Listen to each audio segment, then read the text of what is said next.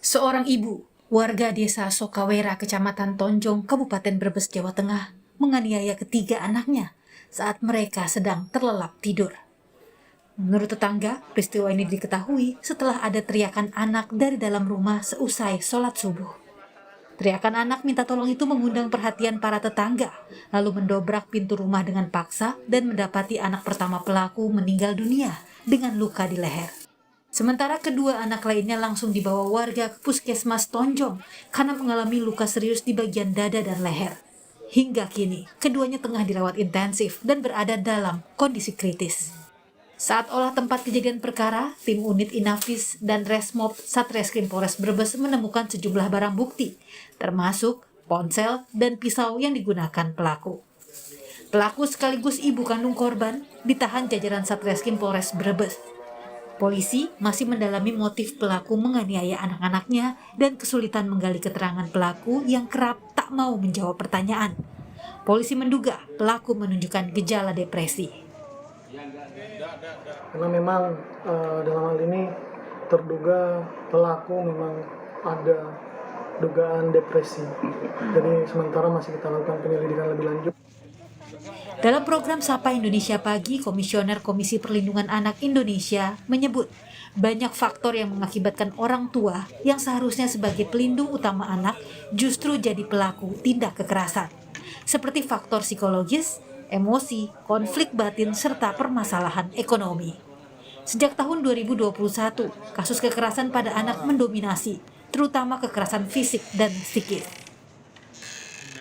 Kalau kita melihat data, tahun 2021 memang kasus kekerasan fisik psikis itu memang cukup mendominasi ya, terutama di klaster perlindungan khusus anak.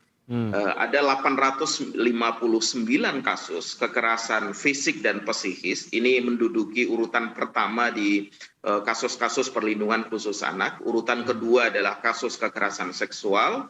Kemudian urutan ketiga kasus cyber dan pornografi.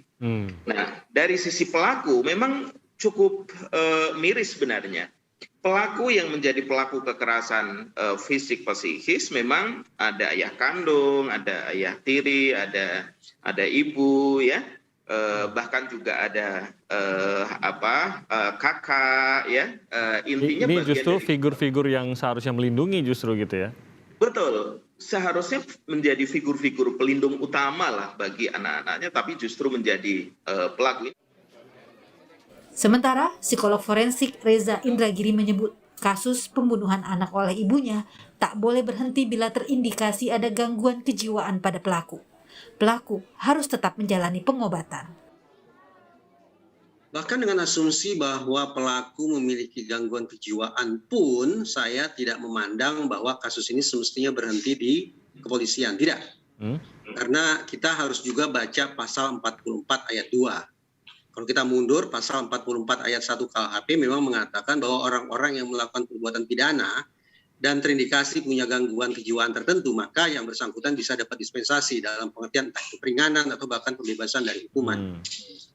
Tetapi jangan lupa ada pasal 44 ayat 2 yang acap kali justru terkesampingkan oleh otoritas penegakan hukum kita. Di pasal 44 ayat 2 itu tertera kalimat kurang lebih bahwa hakim dapat memerintahkan kepada yang bersangkutan, maksudnya adalah pelaku, untuk menjalani pengobatan di rumah sakit. Kalimat itu mengirim pesan tegas bahwa sekali lagi terhadap orang-orang yang melakukan perbuatan pidana dan pada saat yang sama terindikasi punya gangguan kejiwaan, tetap kasusnya harus berlanjut sampai ke pengadilan. Karena di pengadilanlah hakim berada. Karena di pengadilanlah hakim akan dapat memerintahkan kepada yang bersangkutan untuk menjalani pengobatan. Kini, ibu pelaku penganiayaan terhadap 3 anak kandungnya yang mengakibatkan salah seorang anak tewas menjalani pemeriksaan kejiwaan. Unit Pelayanan Perempuan dan Anak Satreskrim Polres Brebes membawa pelaku ke RSUD Dr. Suselo Slawi, Kabupaten Tegal, untuk menjalani serangkaian pemeriksaan kejiwaan. Saat ini, dokter baru memeriksa tahap awal. Pelaku sempat bercerita, dirinya kesulitan ekonomi karena menganggur sebagai perias pengantin sejak pandemi. Untuk kebutuhan diri dan anak-anaknya, pelaku hanya mengandalkan penghasilan dari suami yang bekerja di Jakarta. Namun, dokter belum menggali motif pelaku melakukan penganiayaan. Pelaku masih kerap merasa ketakutan saat melihat orang banyak. Tim Liputan, Kompas TV.